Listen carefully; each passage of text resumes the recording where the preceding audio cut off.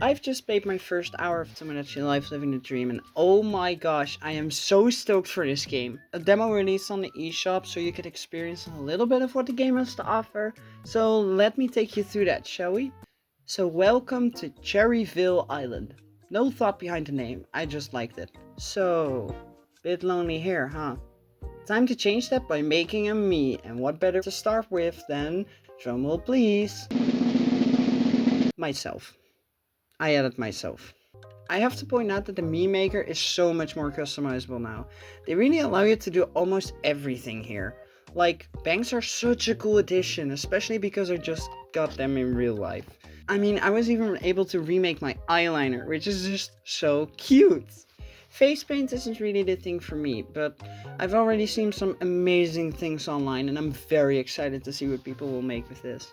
We can customize some more things like height, weight, and of course sexual preferences. Also, non-binary people are acknowledged here, which I honestly wasn't expecting, but I'm really happy to see. There are also so much more customizable voices, and they allow you to really make some very interesting voices. I mean, I thought you could go wild on the 3DS, but oh my god, she just straight up sounds like a printer here. It's nice to meet you. Well, after finishing up my little me here, she gets a personality and now she gets her own home. No more apartment building, though you can still get to make big houses with me's moving in and such. There are several buildings to unlock, from which the first is the food mart, where, guess what? You can buy food. So let's buy a fuck ton of sushi and give one to Joanne, and looks like she likes it. We play with Joanne a little bit, and after she levels up, I get to give her this cute pose. But after a little while, Joanne is starting to get lonely, so we need to give a companion to her. So, say hi to Steve Harvey. Now this is cool. You get to interact with your Miis outside, and I guess you could somewhat do this on the 3DS, but it was only limited to a couple locations.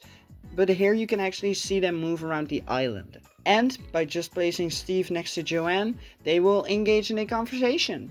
Now, after they got to know each other, they can also talk amongst themselves, and they can even ask you for help on what to talk about sometimes, which always has the funniest results. Sure. But let me ask you this. Let's say you're offered a large dildo or a small dildo. Steve Harvey, which do you choose? A teeny tiny dildo just feels right to me. And overall, that's what Tomodachi Life is all about. Like, for the third me, I decided on adding the puppet from Five Nights at Freddy's, because you can basically add anyone or anything for that matter.